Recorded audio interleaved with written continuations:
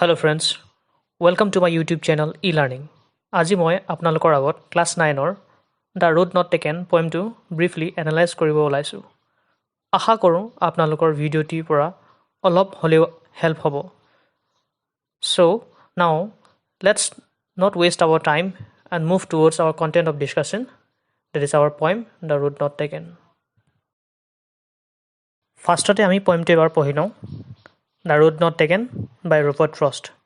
Two roads diverge in a yellow wood, and sorry I could not travel both, and be one traveller long I stood, and looked down one as far as I could, to where it bent in the undergrowth, then took the other as just as fair, and having perhaps the better claim, because it was grassy and wanted wear, though as for that the passing there had worn them really about the same, and both that morning equally lay in lips no step had trodden black. Oh, I kept the first for another day, yet knowing how way leads on to way, I doubted if I should ever come back. I shall be telling this with a sigh, somewhere ages and ages hence, two roads diverge in a wood, and I took the one less traveled by, and that has made all the differences. So, I have read the poem, and you two have listened it carefully, I think. এতিয়া poemটোৰ কিছুমান word meaning চাই লওঁ যিবিলাক অলপ hard যেন লাগে।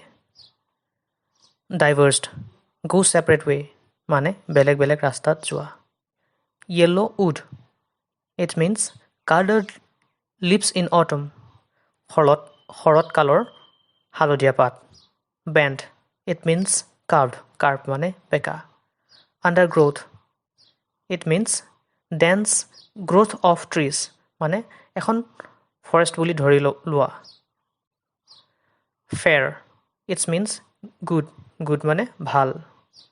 Perhaps, it means maybe মানে হ'বও পাৰে। Claim মানে demand মানে কি আমি জানোৱে। Trodden, it means crushed মানে মোহাৰি পেলোৱা। ৰবাৰ্ট ফ্ৰষ্টৰ বিষয়ে আমি অলপ জানি লওঁ। Robert Frost was an American poet and his full name is Robert Lee Frost, মানে Robert Frost এজন আমেৰিকান পয়েট হয় and তেওঁৰ ফুল নামটো আছিল Robert Lee Frost. His works was initially published in England before it was published in America. মানে তেওঁৰ কামবোৰ আমেৰিকাত পাব্লিছ হোৱাৰ আগত ইংলেণ্ডত পাব্লিছ হৈছিল। He was born in 1874 San Francisco, America. মানে 1874ত San Franciscoত তেওঁ জন্মগ্ৰহণ কৰিছিল। He received 4 Pulitzer Prizes for poetry and awarded the Congressional Gold Medal in 1960 for his work. তেওঁৰ poetry কাৰণে 4টা Pulitzer Prize and Congressional Gold Medal award পাইছিল। He was named as Poet Laureate of Vermont. মানে Robert ফ্ৰষ্টক Poet Laureate of Vermont বুলি জনা যায়।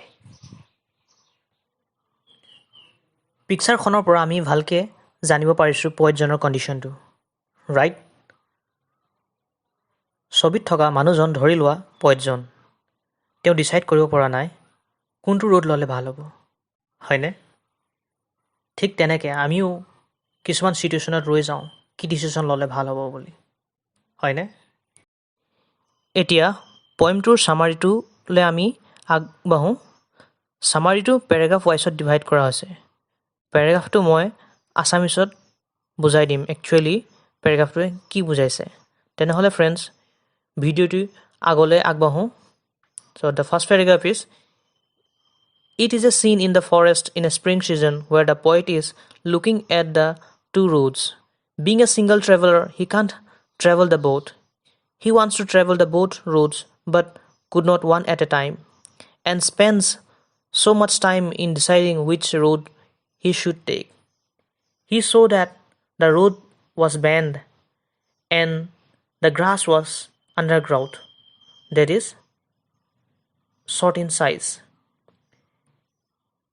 এই পেৰাগ্ৰাফটোৰ পৰা চিম্পলি জানিব পাৰি যে পয়েটজন ফৰেষ্ট এখনত ৰৈ আছে য'ত দুটা ৰোড আছে। এইটো স্বাভাৱিক যে তেওঁ অকলে দুইটা ৰোড ট্ৰেভেল কৰিব নোৱাৰে ওৱান এট এ টাইম। চ' তেওঁ বহু পৰ সময় ৰৈ ভাবি আছে কোনটো ৰোড ট্ৰেভেল কৰিলে তেওঁৰ ভাল হ'ব। The next paragraph is, he saw both the roads were good in condition, but one road seems much better as the green grass was very long and seems like few people have used the roads. As he travels, he said that there is no big difference between the two roads.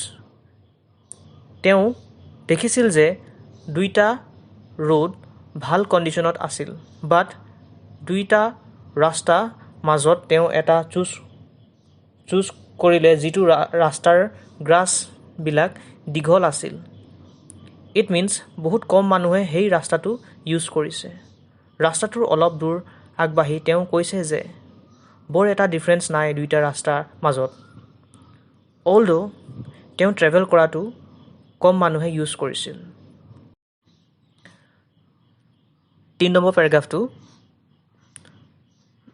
both the roads are same because there were leaves fallen on the ground and nobody have crushed the leaves with the fact. He decided to walk on the second road and kept the first road for another day. He also knows that the roads could not remain the same with the due course of time, and he doubted if he could come back. আমি already জানো যে তেওঁ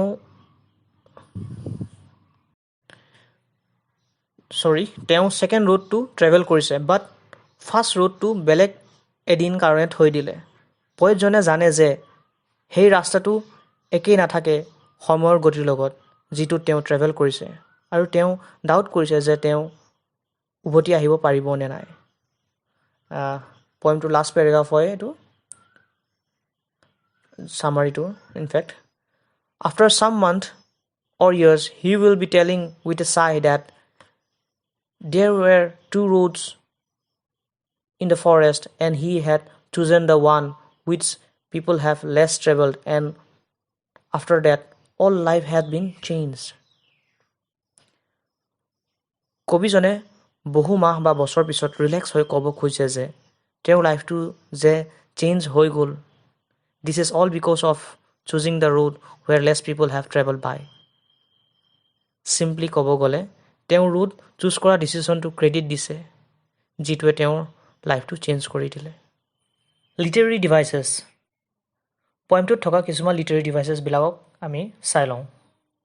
rhyming scheme, the rhyming scheme of the poem is A-B, A-A-B, and the second literary devices is imagery. Imagery means which shows a visual image. In a simple sense, imagery মানে কিছুমান image যিবিলাক আমি পয়েমটো দেখিছোঁ, like two roads in a wood where the poet is standing alone. And another literary devices is metaphor. Metaphor means comparison between two things, মানে দুটা বস্তুৰ মাজত comparison. The road is the metaphor of life, and the two roads shows the choices in life. Road journey-টো মানুহৰ life জাৰ্ণিৰ লগত comparison কৰিব পাৰি, আৰু দুটা ৰাস্তা দুটা চইচেছ লগত কম্পেৰিজন কৰিব পাৰি। ভিডিঅ'টো অলমষ্ট খতম হৈ গৈছে। লিটাৰেৰী ডিভাইচেছ কি হয় আমি ভালকৈ নেক্সট ভিডিঅ'টোত চাম, ঠিক আছে? So, if you have not yet subscribed my channel, then subscribe it now and press the bell icon to receive the latest updates. ভিডিঅ'টো যদি ভাল লাগিল তেন্তে লাইক কৰিব and comment sectionত জনাব। Till then, stay healthy and stay safe. Thank you.